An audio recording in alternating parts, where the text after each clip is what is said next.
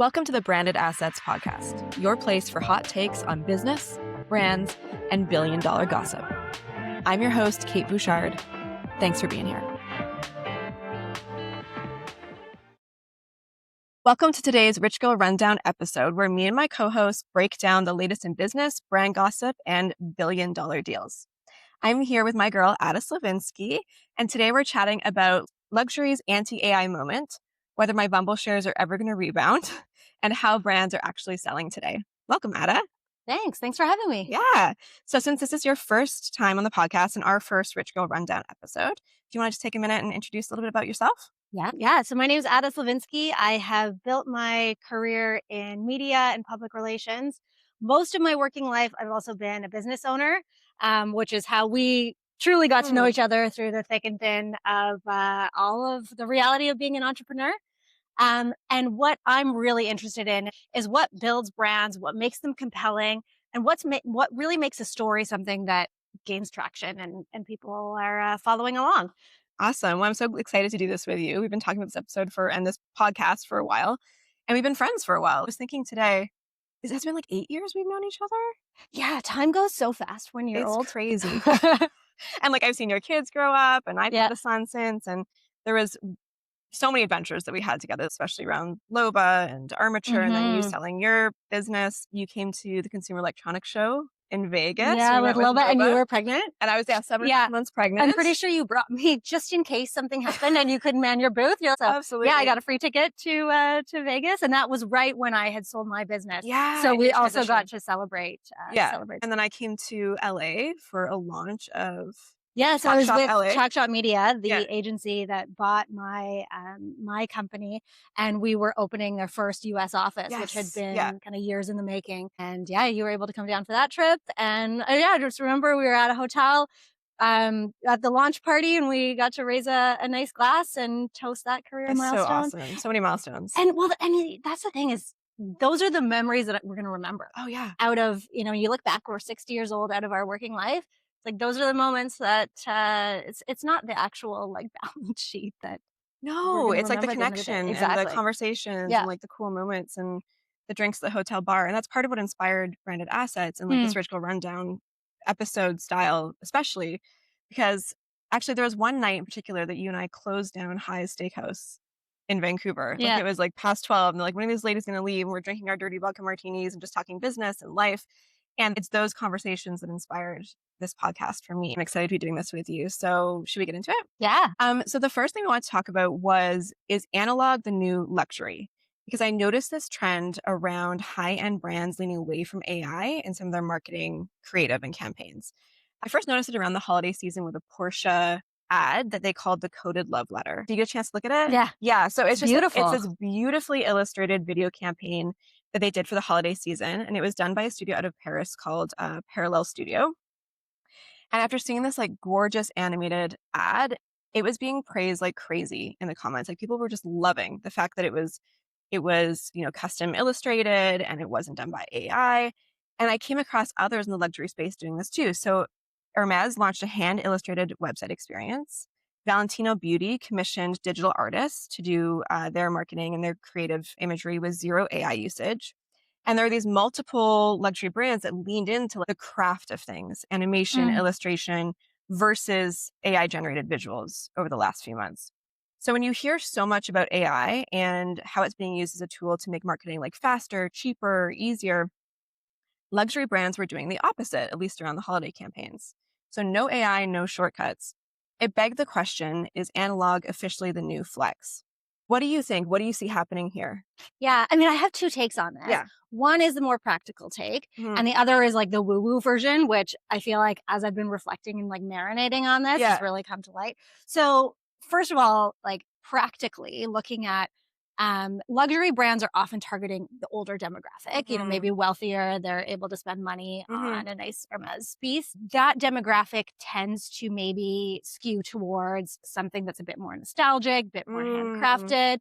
They may be scared off by all of this like AI stuff. So just in terms of knowing who your audience is, that makes sense. Also, like around the holiday season, we're all like, this is it's like nostalgia around the holidays, right? Yeah, exactly. Yeah. There also is in marketing generally, an an appeal towards standing out and doing something different. So we're seeing a lot of AI created ads, not just on TV, but in social media. But I also think on an energetic level, there's something about the work that goes into an ad like that stays with it. Yeah. And it's not just the visual like appeal. you feel it when you're watching it. Yeah, you feel the energy of the people who created it. Mm-hmm. And that's something that we don't get with something that's AI generated. Yeah. Like, you notice the differences. So there's something to that, I think. And it's just, going back to almost a bit of a simpler time necessarily isn't the right way to look at it, I think. But going back to like the value, right? Like human work and human effort and human actual emotion hands has value. creating something. And putting that time and energy into it. And what's interesting to me about what you said around like the older demographic of more luxury brands, the average age of a Porsche owner is 50. That's like Gen X. The SUVs are more like family oriented. So the average age is between the age of 42 and 47. And so Gen Xers were actually like one of the first, or one of the last rather, generations to not have high-speed internet during their formative years, right? Like, and so I think there is, from that generation, I see a little bit more pushback on AI everywhere, and then also especially in art, and also that like nostalgia, like such a nostalgic generation who like grew up running around in the neighborhood around the block versus being on their smartphones or in social media streaming, so it's interesting that you mentioned that, because I think there's a lot of truth there. Well, and there also is something to the work of creating an ad. When it takes time, it can be tweaked slowly along the way. Whereas if you're using a tool like AirPost would be a great example. A former Airbnb marketer created this tool where you can basically create any ad in seconds. You put in your information and it actually does a really decent job.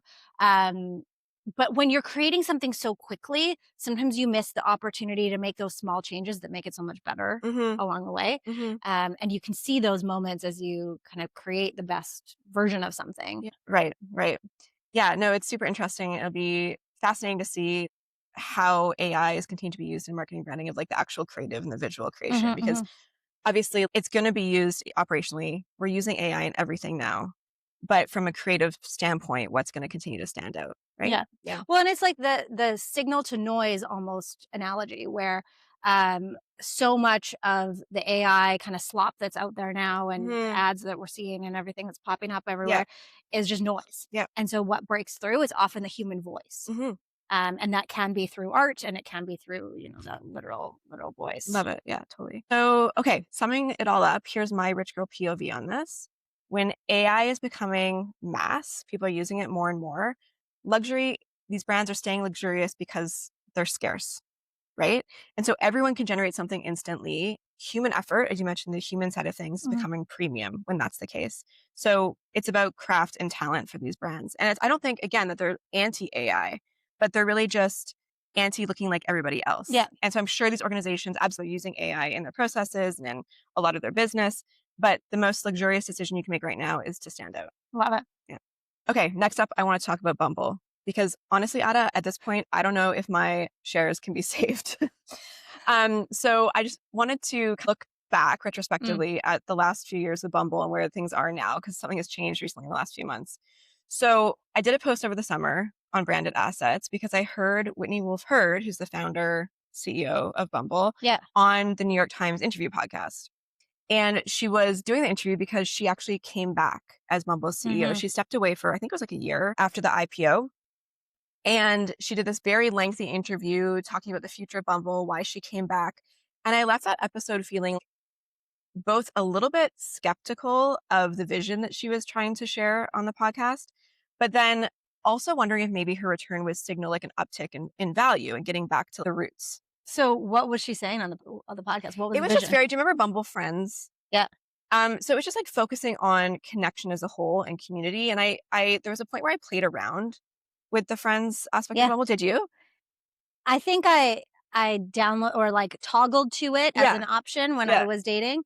But I don't think I ever met anybody through that. No, and I never didn't did. spend a lot of time on Did there. you I messaged people, and was like trying to kind of get to know people a little bit as friends. So I was in a can't remember relationship. if I did or not. And it went nowhere. It was very transactional. Yeah. It was odd. Like I just did not enjoy the Yeah. experience. And so she was focusing on that and Bumble being like more than dating. Mhm. I wasn't really sure if it would turn around. But then you look at other huge tech companies, like there's the classic example of Apple and Steve Jobs coming back, where then it's like the company got back on track and the value went up. So anyway, I took a risk and I went on and bought shares in Bumble.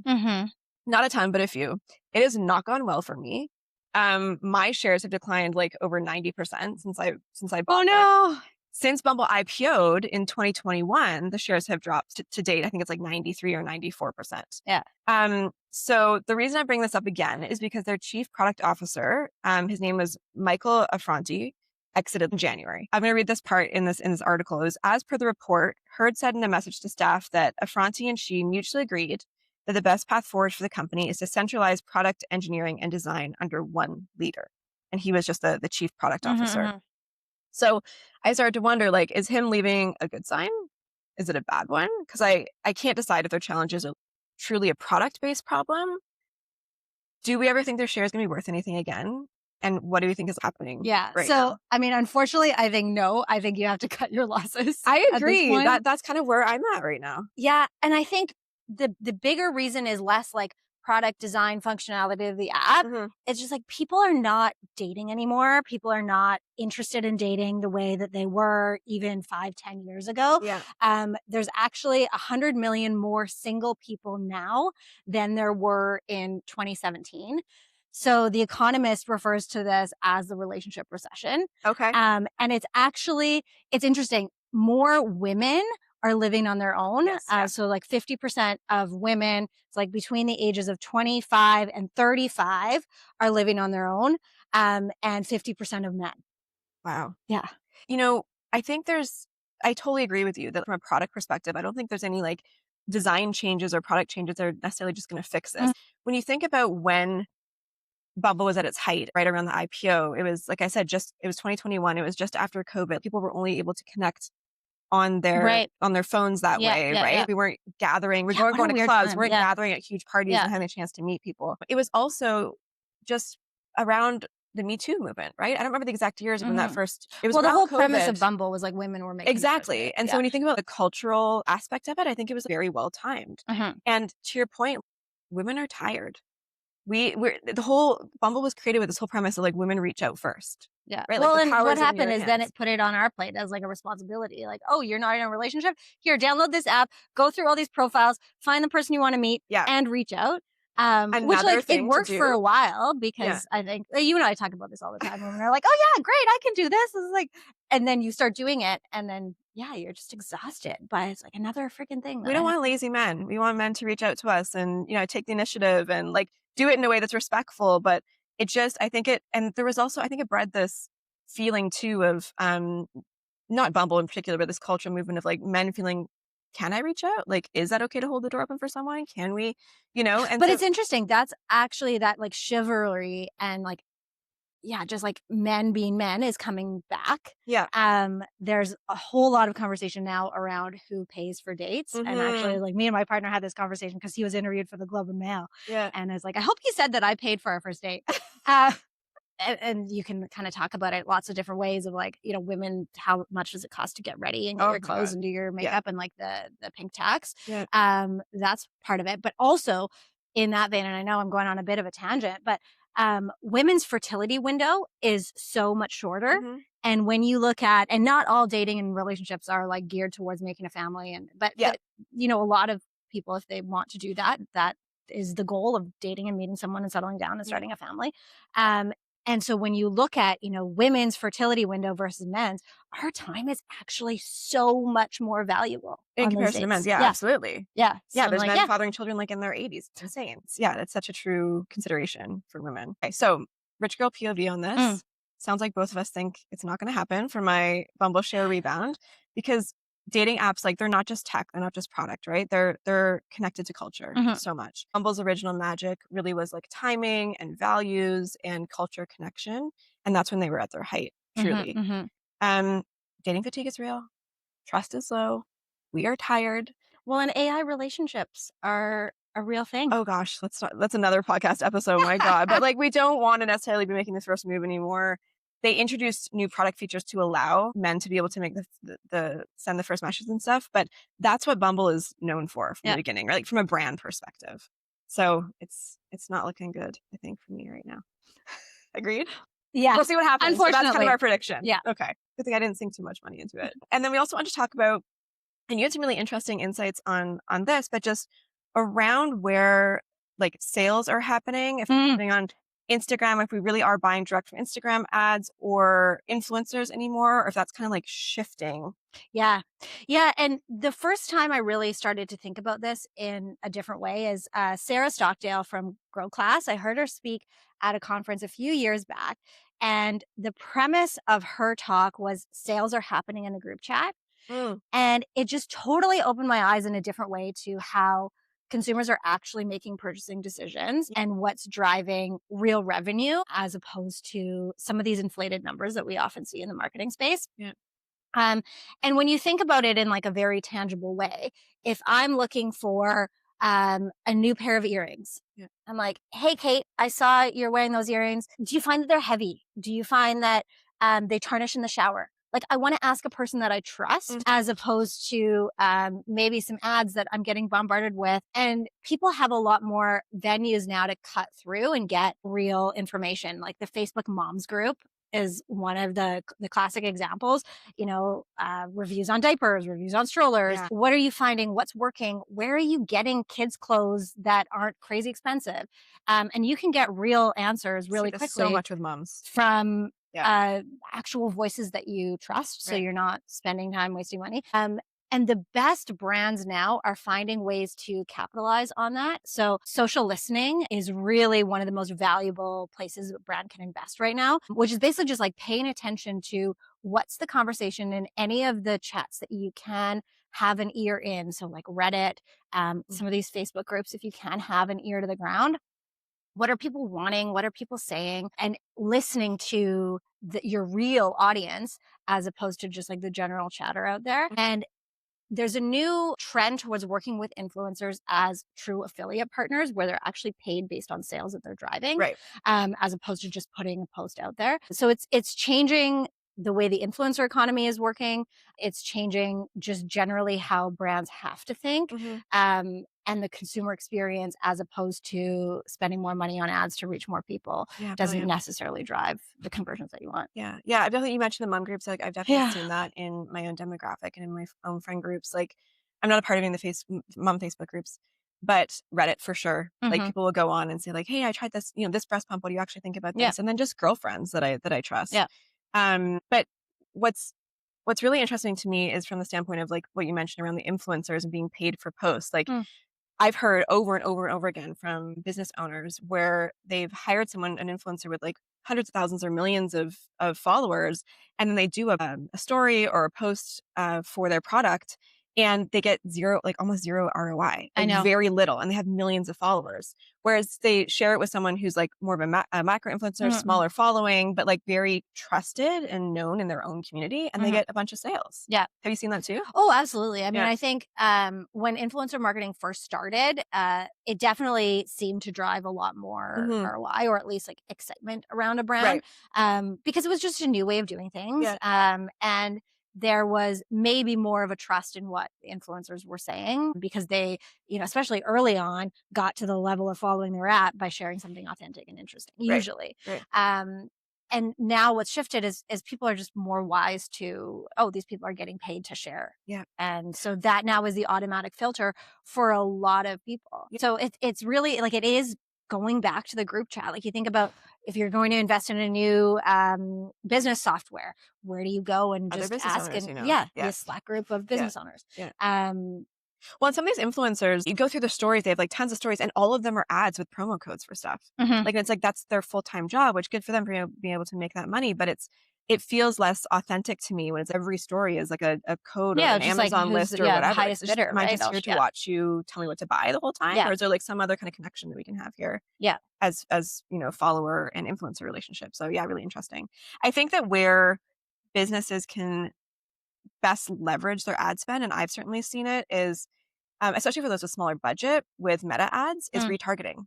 Because if I go to, hey, Ada, like, where are your earrings from? And I go to the website and I check it out, now you can be retarget as a business. And so I've already made the intro to the Mhm. brand from someone that I trust and adore. And then you're presenting it to me continually Yeah. on Meta using retargeting advertising versus like the kind of spray and pray, if you will, of like the other types of ad campaigns. Yeah, I mean, it's so interesting, like, where does a true attribution for an ad how is that tracked Mm, in a situation like that where, like, we could be talking about something, I go home and look yeah. it up.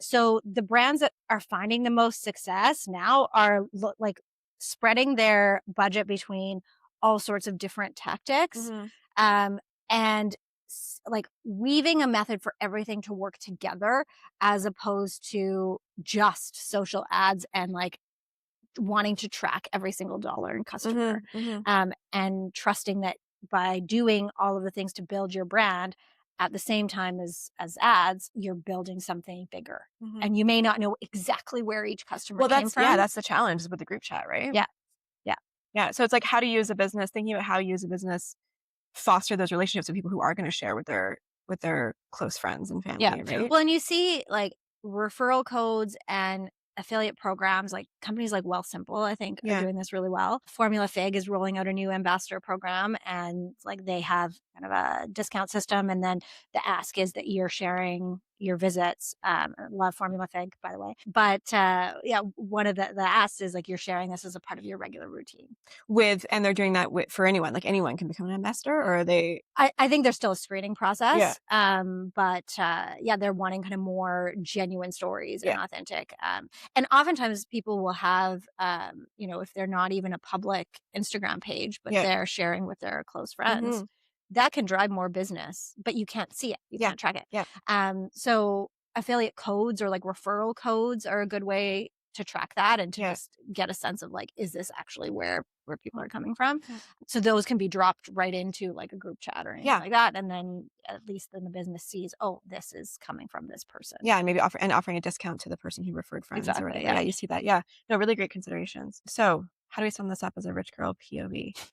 Uh, Brands really have to be authentic and Yeah. not shitty anymore. And I like think there's been a real return to like really good customer service. Yes. Um, I've seen or I've received more emails that are like from real actual people Yeah. from brands that I'm buying from or working with or talking to, which is just so refreshing. Yeah.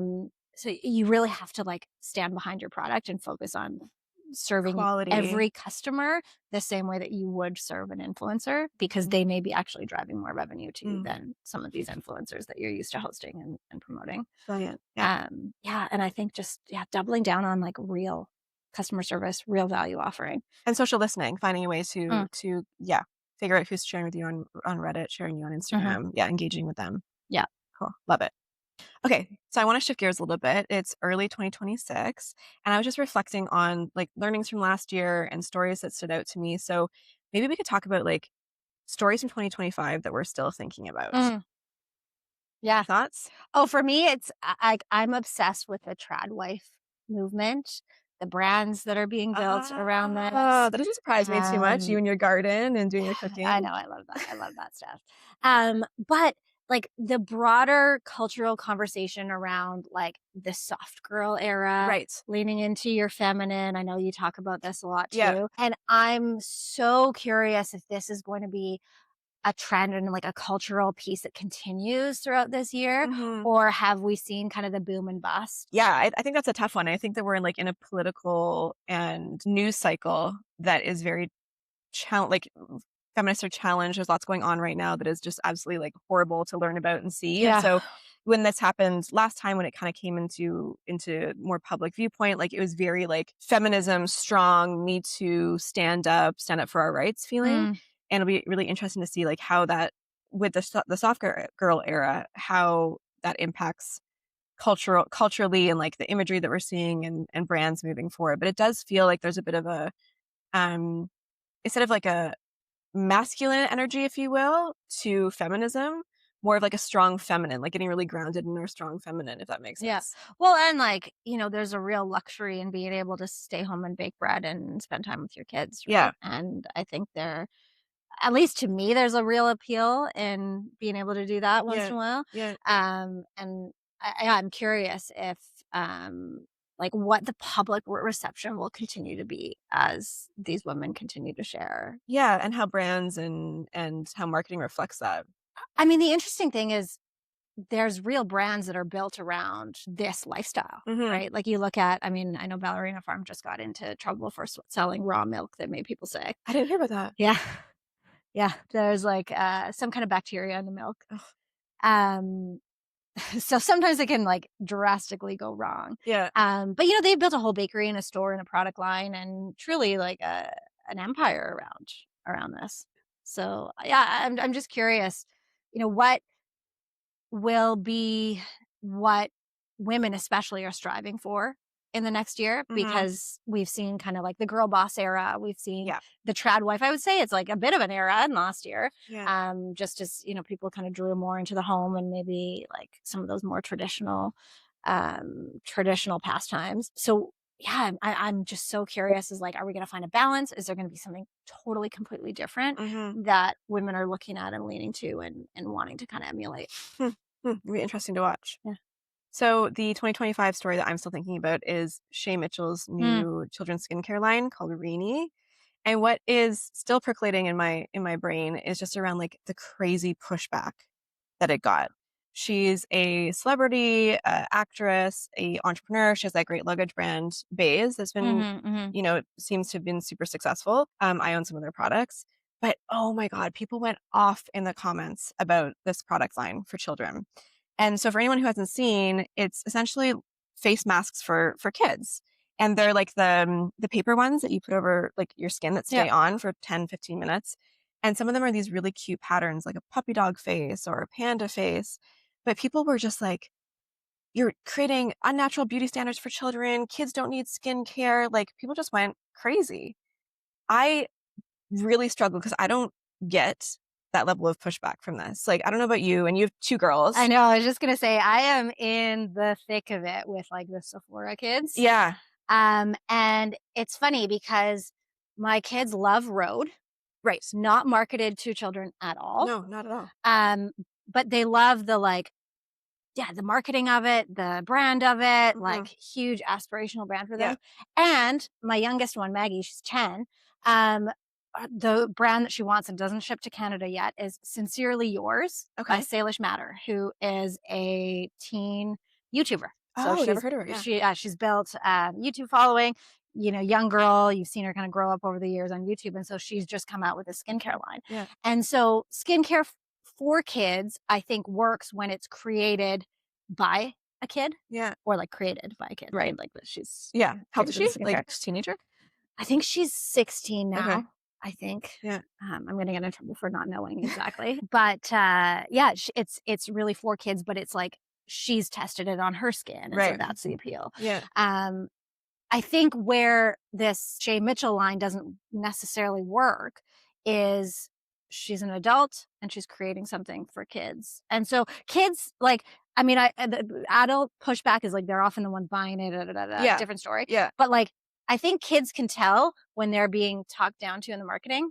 And it's not going to maybe be the 3-year-olds that are using it. It's going to be the 6-year-olds. And they're like, we Right. want something that makes Yeah. us feel a bit more grown up. Well, the whole pushback is from adults. It's not from Yeah. children. Yeah. It's adults and mostly women that I can see in the comment sections, just like, and they're eviscerating not just the brand, but also Shay Mitchell, that she's creating like unhealthy standards. And isn't there enough pressure on little Mhm. kids anyway? And the thing that really doesn't connect to me on that argument is I grew up like doing face masks with my stepmom, watching movies, and that was a bonding experience. And that was the whole premise of the brand for Shay Mitchell is parents being able to purchase these for their kids and like have a self-care moment. And when I think about like my young son, he grabs my makeup brushes when I'm getting ready. He's like, Mama, I'm going to get ready. And he's doing his, and he brushes his hair when I'm brushing my hair. And it's this really like lovely experience of sharing in those moments of self-care and ritual with him. And I actually, like a few weeks ago, I put on the little under eye gels, like little masks. And he was so curious about them and he wanted to know what I was doing and if he could have one. And these ones are not made for kids and they're like, they've got, ingredients in them that I wouldn't want on his skin. But like just looking down on that and taking that joy away from people because of your perception, like I just don't understand. I also think about they're dermatologist approved and tested.